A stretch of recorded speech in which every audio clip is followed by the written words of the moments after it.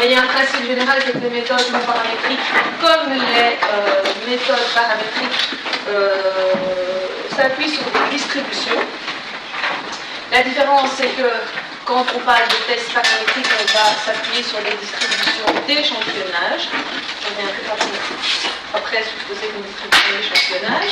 Alors que quand on travaille avec des procédures non paramétriques, on va se rapporter à des distributions de probabilité. D'accord? Donc, les deux types de procédures s'appuient sur des distributions, mais dans un cas, les procédures paramétriques, pourquoi on appelle ça paramétrique? Ben, dans paramétrique, j'entends des paramètres, et donc les procédures paramétriques, on les utilise quand on peut travailler avec un paramètre qui sera représentatif de notre ensemble de données. D'accord? Et donc, on va rapporter ce paramètre à ce qu'on va appeler une distribution d'échantillonnage. Ça, c'est pour les procédures paramétriques. Pour les non paramétriques, ben, on va les utiliser dans les cas où on ne peut pas déterminer un paramètre sur notre échantillon, ou bien on peut déterminer un paramètre, mais il n'est pas très représentatif du comportement global de nos données. Donc on ne peut pas vraiment l'utiliser pour évaluer globalement nos données. Et donc on va utiliser une procédure non paramétrique qui, elle, alors, va s'appuyer sur une distribution de probabilité. Mais dans les deux cas, donc paramétrique et non paramétrique, ils cherchent à localiser dans cette distribution une valeur expérimentale observée que vous aurez donc évaluée sur votre échantillon. Alors pour revenir, je suis bien certaine qu'on parle tous de la même chose, on va revenir sur distribution d'échantillonnage. Qu'est-ce qu'on fait lorsqu'on fait un test paramétrique? D'accord? Donc imaginons une population qui a une certaine moyenne mu, d'accord? Donc ça c'est une population. Sa moyenne, donc c'est un paramètre, la moyenne, c'est un indice du comportement global de cette population. Un des indices, ça peut être la moyenne mu. Je tire une infinité d'échantillons de taille grand N de cette population. Donc je vais présenter par le rond, certains d'entre vous sont déjà plus graves parce qu'on utilise aussi en approche quantitative. La grosse ellipse, c'est ma population. De cette population, j'extrais une infinité d'échantillons qui sont des petits carrés bleus qui sont là. Cette population, donc, la grande ellipse, elle a une moyenne mu. Et chaque échantillon, je peux aussi, sur chacun de ces échantillons, calculer une moyenne que je vais alors appeler petit m. D'accord? Si je fais la distribution de l'ensemble des moyennes de l'infinité d'échantillons extraits de cette population, je peux obtenir ce que je vais appeler la distribution d'échantillonnage du paramètre moyenne, d'accord, qui généralement distribue une jolie courbe gaussienne, d'accord. Et donc ça c'est ce qu'on appelle la distribution d'échantillonnage du paramètre moyenne. Donc qu'est-ce que c'est? C'est chaque échantillon que j'ai extrait de ma population, je peux en calculer une moyenne, et toutes ces moyennes que j'aurai calculées sur tous les petits échantillons, sur l'infinité d'échantillons, je peux en faire une distribution. Et cette distribution, qui a la tête qui est là, cette distribution d'échantillonnage, elle a comme moyenne la moyenne de la population. Là, ça va toujours. On va rappeler vaguement quelque chose. Donc cette distribution que l'on obtient en faisant l'histogramme, si vous voulez, de toutes les moyennes, de tous les échantillons qu'on extrait de la population, eh bien, on l'appelle la distribution d'échantillonnage, et sa moyenne, c'est la moyenne de la population dont on a extrait l'ensemble des échantillons. Distribution d'échantillonnage. Quand on fait de l'inférence, quand on se demande, est-ce qu'un échantillon appartient à une population? En fait, qu'est-ce qu'on fait? On a cet échantillon dont on ne connaît pas l'origine, c'est pour ça que je l'ai mis en rouge et je ne lui ai pas donné de forme carrée, je lui ai donné une forme particulière, parce que je ne suis pas certaine du problème de cette population-là. Cet échantillon, je peux en calculer une moyenne aussi, que je vais appeler petit x, d'accord? Et qu'est-ce que je fais quand je veux savoir, quand je me pose la question de savoir si cet échantillon provient de cette population?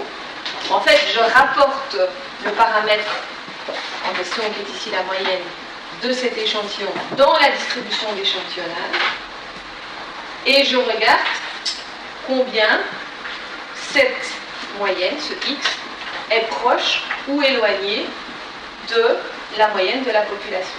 Donc je situe en fait dans la distribution, pardon, je vais un peu vite, donc on se demande s'il provient de la population. Donc ce que je fais, c'est que je vais le situer dans ma distribution d'échantillonnage. C'est ça qu'on fait. D'accord ? Et en fait, quand vous dites j'ai une certaine. Donc ce que vous posez comme question, c'est est-ce qu'il est vraisemblable de se dire que cet échantillon provient de cette population? Vous faites une mesure de vraisemblance, en fait, de la compatibilité, si vous voulez, de votre échantillon avec la population. Comment est-ce que vous regardez cette compatibilité de votre échantillon avec la population? En allant situer le paramètre en question dans la distribution d'échantillonnage, qui a été obtenue en faisant la distribution d'une affinité d'échantillon auprès de la population, d'accord? Et vous regardez où il se situe.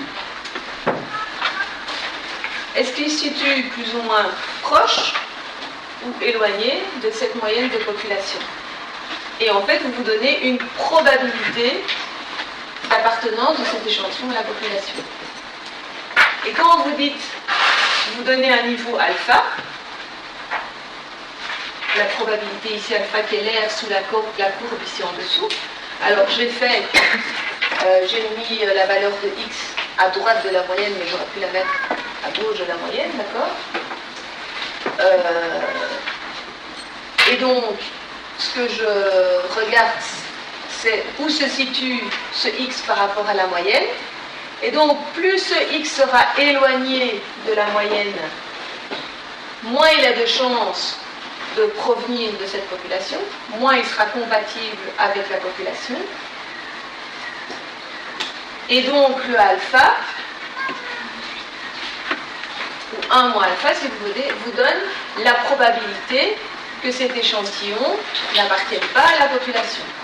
Donc si par exemple je dis j'ai un alpha de 5%, ça veut dire que j'ai plus de 95% de chance, alpha 5%, par exemple il est ici, donc j'ai plus de 95% de chance que cet échantillon ne provienne pas de cette population. Ou j'ai moins de 5% de chance qu'il provienne de cette population. Voilà, donc quand on calcule un niveau alpha, je dis j'accepte ou je rejette l'hypothèse nulle, c'est parce que l'hypothèse que vous vous donnez toujours, c'est toujours en termes de il n'y a pas de différence entre. Ou bien, ici dans ce cas-ci, c'est il n'y a pas de différence entre la moyenne de mon échantillon et la moyenne de la population, donc l'hypothèse nulle, c'est mon échantillon appartient à la population. D'accord? Donc alpha, c'est la probabilité de rejeter cette hypothèse nulle, donc c'est la probabilité que cet échantillon n'appartienne pas à la population. Ça va?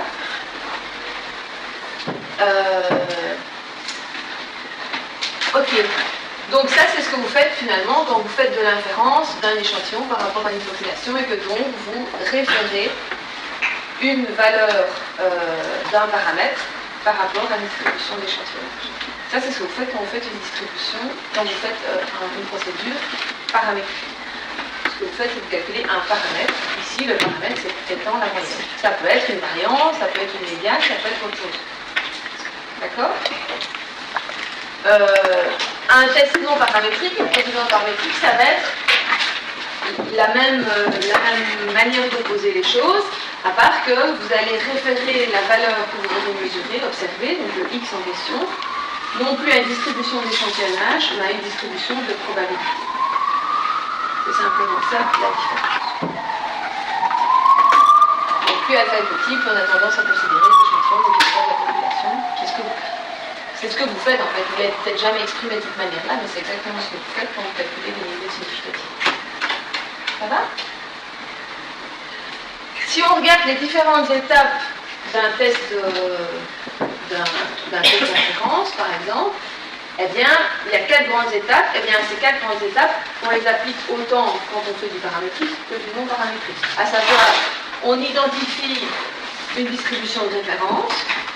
Et donc, c'est là que va se situer la différence entre procédure paramétrique et non paramétrique. La distribution de référence, dans le cas d'une procédure paramétrique, ce sera une distribution d'échantillonnage. Dans le cas d'une procédure non paramétrique, ce sera une distribution de probabilité. À partir de là, vous allez localiser la valeur observée. Dans ce que je viens de vous montrer, j'ai localisé la valeur X dans ma distribution d'échantillonnage. Vous faites une mesure de vraisemblance, c'est-à-dire vous posez la question est-ce qu'il est vraisemblable que cet échantillon appartient à la population ou pas? Quelle est la probabilité qu'il appartienne ou qu'il n'appartienne pas à la probabilité? Donc c'est votre niveau alpha que vous déterminez. Et puis vous prenez une décision de eh bien oui, il appartient ou non, il n'appartient pas. Ça va? En tout cas, j'ai beaucoup de probabilités, beaucoup de chances qu'il n'appartienne pas ou qu'il appartient. Alors, si on continue à comparer méthodes non paramétriques et méthodes paramétriques, il y a des avantages et des inconvénients à utiliser des procédures non paramétriques. On va commencer par les avantages, mais donc il permet de traiter des situations où les données recueillies ne pourraient pas l'être avec des procédures paramétriques. C'est tout l'intérêt d'une procédure non paramétrique, c'est que par moment, on ne peut pas se baser sur un paramètre. Donc on ne peut pas faire une distribution d'échantillonnage de ce paramètre-là dans la population. Donc on ne peut pas utiliser une procédure paramétrique. Heureusement, on a les procédures non paramétriques. Alors, dans quel cas est-ce qu'on ne peut pas déterminer un paramètre? Il y a plusieurs possibilités. Donc pour déterminer un paramètre, quand vous avez un ensemble de mesures, alors vous pouvez en faire la distribution, d'accord, c'est un histogramme que vous avez dans votre groupe de mesures, ok. Si vous avez un bel histogramme comme celui-là, vous pouvez déterminer une moyenne, vous pouvez calculer une négative, etc. Donc vous pouvez déterminer des paramètres qui seront représentatifs du comportement global de vos données. Ici, la moyenne, si vous dites que la moyenne c'est là, effectivement, grosso modo, tous vos échantillons, enfin toutes vos mesures, elles sont autour de cette moyenne. D'accord? La dispersion ici est aussi facilement identifiable. Donc, sur ce genre de choses, on peut calculer des paramètres, on peut utiliser une procédure non paramétrique. Si maintenant, vous n'avez pas besoin de cela, il faut que votre ensemble de mesures soit suffisamment grand. Si vous n'avez pas suffisamment de sujets statistiques sur lesquels vous faites la mesure, vous n'allez pas pouvoir faire un joli histogramme comme celui-là. Peut-être que vous allez avoir, je sais pas moi, un truc comme ça, imaginez. Ça, c'est quand l'effectif est trop petit. Donc, j'arrive pas à construire un histogramme. Et donc, oui, sur deux valeurs, je peux toujours calculer une moyenne. Avec après, ça commence à être un peu plus compliqué. Sur 3 valeurs, je peux aussi calculer une moyenne. Ici, je peux aussi calculer une moyenne. Ce sera peut-être ici. Et donc, cette moyenne, est-ce qu'elle est vraiment représentative du comportement global de toutes vos mesures? Bon, d'accord? On ne peut pas se fier sur ce paramètre moyenne. Et donc, vous voyez, quand l'effectif est trop petit, eh bien, on va passer à du non paramétrique. Parce que le paramétrique a besoin de travailler sur un paramètre. Et dans ce cas-ci, le paramètre, soit, ok, on peut le calculer, mais il n'est pas très représentatif du comportement de nos données. Donc, c'est ça qu'on va utiliser. Quand l'effectif est trop petit, alors on dit oui, c'est un peu partir de quand est-ce que vous considérez que l'effectif est trop petit? En gros, souvent on met la barre à 30, on dit qu'au-delà de 30 données dans un groupe, ça commence à être bien. Ok, donc normalement 10, 12, 20, on essaie de passer à du non-paramètre. Après, c'est aussi des essais qu'on peut faire avec des logiciels. Donc soit parce qu'il n'est pas représentatif, parce que même la moyenne va tomber entre deux vraies mesures de vos sujets, donc c'est qui? C'est même pas. C'est-à-dire que la moyenne n'est même pas une mesure que vous avez prise sur vos sujets. Donc effectif trop petit. Autre exemple où finalement le paramètre n'est pas bon à utiliser, c'est lorsque vous avez des distributions qui sont asymétriques. Bon, j'ai pu faire des histogrammes, mais vous imaginez qu'il y a des histogrammes en dessous. Donc ça c'est symétrique à droite et symétrique à gauche, okay, enfin, en tout cas une plus à droite, une plus à gauche. On sait que, par exemple, le paramètre moyenne est très attiré par les données extrêmes. Donc si je calcule une moyenne sur cette distribution-là, peut-être que la valeur, elle va tomber là. La valeur de ma moyenne. Vous êtes d'accord que cette valeur-là n'est pas très représentative du comportement global de mes données, parce qu'en gros, mes données, le plus gros de mes données, il est là. Donc cette mesure-là n'est pas très représentative de mon échantillon de mes mesures. Même chose ici, je vais peut-être avoir une moyenne qui sera ici, qui n'est pas très représentative du comportement global de mes données. Et donc, je ne peux pas travailler avec le paramètre moyenne. Je ne peux pas utiliser une procédure paramétrique qui se base sur une distribution d'échantillonnage de moyenne. D'accord? Ce n'est pas une bonne idée, donc je vais passer à du non-paramétrique. D'accord? Donc, ça, c'est différent. Donc, ce qu'il faut retenir, c'est quand je ne sais pas évaluer un paramètre, ou quand l'évaluation du paramètre n'est pas représentative du comportement de l'ensemble de mes données, il vaut mieux passer à du non-paramétrique. La question est quand est-ce qu'un paramètre n'est pas très représentatif du comportement de mes données, soit parce que je n'ai pas suffisamment de données, effectifs fictifs, soit parce que j'ai des distributions qui sont en symétrie. C'est les trois grands cas. Il est plus intéressant de passer avec du non-paramétrique. Donc ce que j'ai indiqué là, c'est que par définition, le paramètre c'est un indice. Et que donc il ne serait pas possible de traiter des situations où les mesures ne peuvent pas faire l'objet de calcul d'indices, donc c'est trop petit. Autre possibilité, c'est que les données que vous avez sont des données de dénombrement, des données ordinales. Et donc là, la moyenne n'a pas de signification. Et donc on passe à des non-paramétriques. D'accord? On ne peut pas faire de distribution de données de dénombrement, de données ordinales. Champ d'application, tout ça tourne autour de la même chose. Les procédures non paramétriques, exclusivement pour les données de dénombrement, donc nominales, dichotomiques, dichotomisées ou données ordinales, différentes des catégories hiérarchisées. Si vous avez ces deux grands types de données, c'est sûr que vous pouvez utiliser du non paramétrique. Ce n'est pas possible de faire du paramétrique si vos mesures ne sont pas métriques. D'accord? Parce que si elles ne sont pas métriques, vous ne pouvez pas calculer un indice, un paramètre. Par contre, quand vos données sont métriques, si vous avez suffisamment de données, vous pouvez évaluer un indice, un paramètre, alors vous utilisez une procédure non paramétrique. Mais vous pouvez, si vous n'avez pas suffisamment de données, par exemple, mais qu'elles sont métriques, vous pouvez passer à une procédure non paramétrique, mais vous allez voir qu'alors il va falloir transformer les données en range. C'est ça que j'ai indiqué là. Application de procédure non paramétrique sur données métriques transformées, sous-entendu, transformées en rangées.